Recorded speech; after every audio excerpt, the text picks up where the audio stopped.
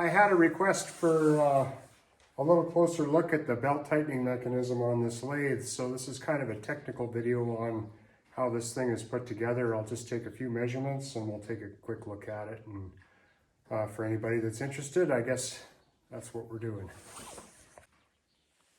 So I didn't build this. This came with the lathe and it was probably made out of scrap, from scrap.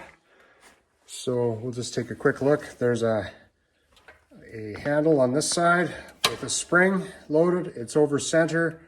There's a bolt mounted solid to the lathe that's been welded on there.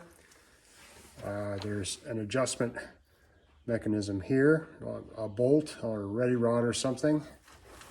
And it comes over to a pivoted piece there. I'll just run the mechanism through here. So this all pivots on this piece here, which is a stud mounted to the lathe. And this arm runs back here to a rod that runs through the back. It pivots on that. And that might as well just be a piece of channel iron or something. It's got a few reinforcement things that have been added to it there that might not be completely necessary if you're building a new one from scratch. And you'll see there's another one in the back. So there's kind of two of them with the pulleys that are back here. Just taking a good look at that. And I'll stick the tape measure on stuff here so you have some idea how long everything is. So it pivots on the bottom. That looks like it's a 1-inch rod that it's sitting on. I don't know how critical these measurements are. This bar here looks like it's pretty close to 6 inches between centers on the pivot points.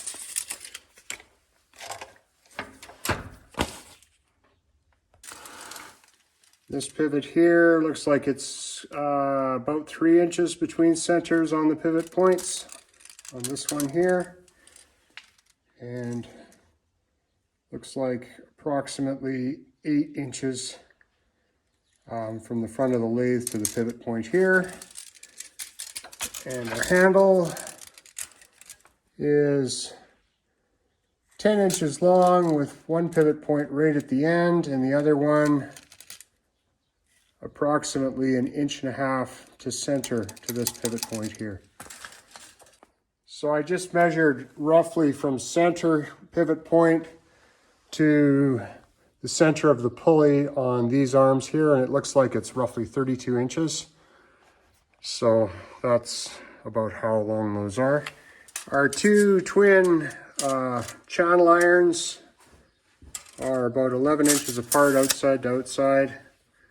And you can see they both pivot on the bottom there. And there is a plate up here to mount a motor, but the motor here is mounted a little lower. And I can see on this one, taking a really close look, there are a couple of cracks that are developing in the holes of this old used stuff. I don't know if how long they've been there.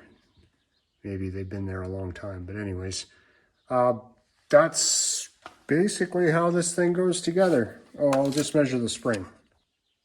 Spring's 13 inches long from hook to hook.